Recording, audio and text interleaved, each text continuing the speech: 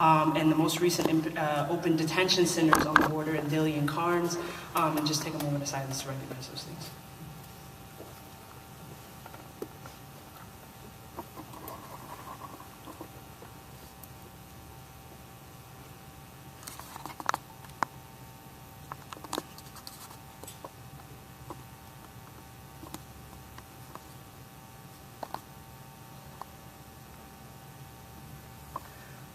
So before I begin,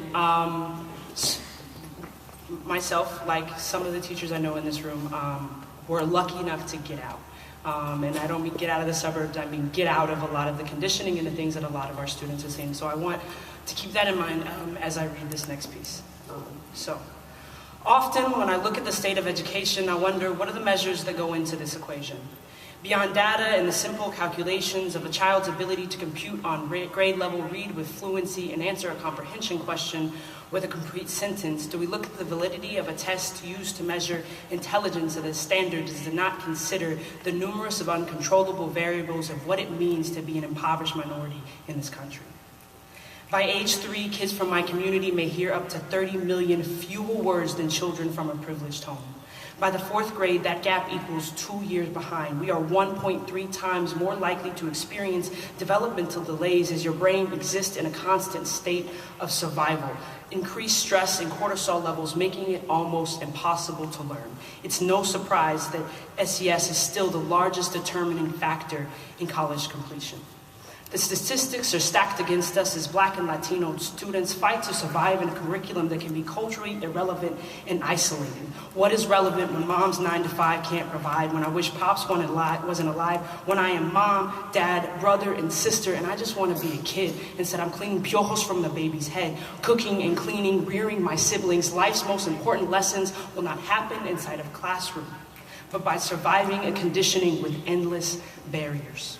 Because I come from a place where trauma is the norm, where the entire concept of educational reform is so disconnected from the day-to-day weight of surviving a world that doesn't even think of a living wage. So what does it mean to be an educator today? Why do we do what we do? For me, I am first and foremost an activist and child advocate. To do what we do, you must be radical to make a real impact. Because I don't do what I do to be done at the end of the day, not for the glory and not for the pay, but to transgress the sins of the past. This oppression is real in this caste, and education should be freedom at last. Being a radical educator means becoming a part of your team and family, breaking beyond barriers of language and cultural differences, and reading bell hooks when you don't know what that is. We must be one team and one family, prioritizing student culture and connections in PD because that's what our students truly need. It means tough love through restorative discipline, taking the time to listen instead of assuming, daring to dream beyond constraints, believing we can make a change by transcending the traditional definition of what it means to be a teacher. Because Merton sings through the toughest transitions and waits for 100% just to raise the bar to 110. Rotwein and Lavardio will stop all instruction to talk about social issues, skin colors, and attend rallies knowing the hate outside of the classroom could leave any one of our kids dead or alive. Derailing lessons on pioneers to talk about immigrant rights, indigenismo, and taking the time to talk to our families about depression, trauma, and suicide, the common pains dismissed as drama in our community. Navarro shows tough love even through the tantrum, reminding him, you will clean up everything. You are part of a community. So take your belly breaths and know you will fix it, we will learn, and we will all grow, even in our social goals. So take the time to have tough conversations because our families should be our families, and we don't grow unless we grow together. And all meaningful change happens outside of our comfort zones, outside of our professional tones, and inside the love we show. Even if it's picking lice out of the head so you don't miss any more days of instruction. Because mom needs some help and a break. And make no mistakes, being radical means reaching beyond the high stakes and seeing the real challenge. Teaching, reaching, and seeing the whole child. And many of us may think that being in this room alone makes us radical, but I challenge you to ask yourself the deepest questions on the darkest days and not be afraid of the answer. Take the courage to change.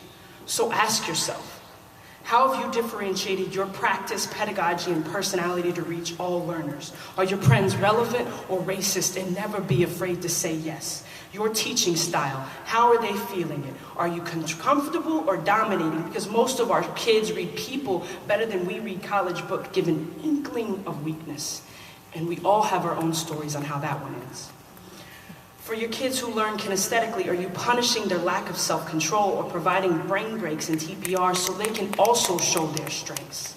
Is your classroom like a second home, or is it inconsistent, contributing to increased cortisol levels? Transgressive teaching requires you to know these things.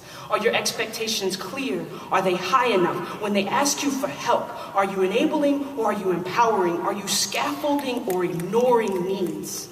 What happened before the tantrum? Did you do something to trigger them? Do you ever let your privilege guilt get in the way of maintaining high expectations? Do you ever let your privilege guilt get in the way of maintaining high expectations? Because 80% of referrals are discretionary, and that sends our kids from the classroom to the penitentiary. And every interaction is a precious learning opportunity, a chance to restore our community. So ask yourself, when you asked him to look you in the eyes and he refused, did you consider what abuela would do? Because in Latino culture, looking down is a sign of humility.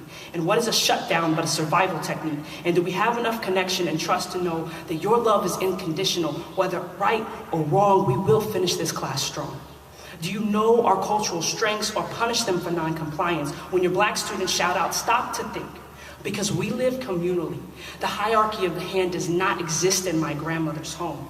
And that's what's relevant, where we come from. Studies show black females are suspended at 6 times the rate of their other female peers while speaking out against injustice that is often misinterpreted as disruption. We should be protecting and nourishing that, not hindering it. Don't we all deserve the chance to speak? It's time that we see the oppression and tradition in education as a social justice issue and question our role and privilege every day. So get comfortable being uncomfortable and asking yourself, what do I really know? Where can I grow? For my students to go beyond Z, I must first learn to go beyond me. Because they step outside of their homes, inside of the culture of our classrooms every day. And we ask them to listen, but are we willing to do the same? Thank you.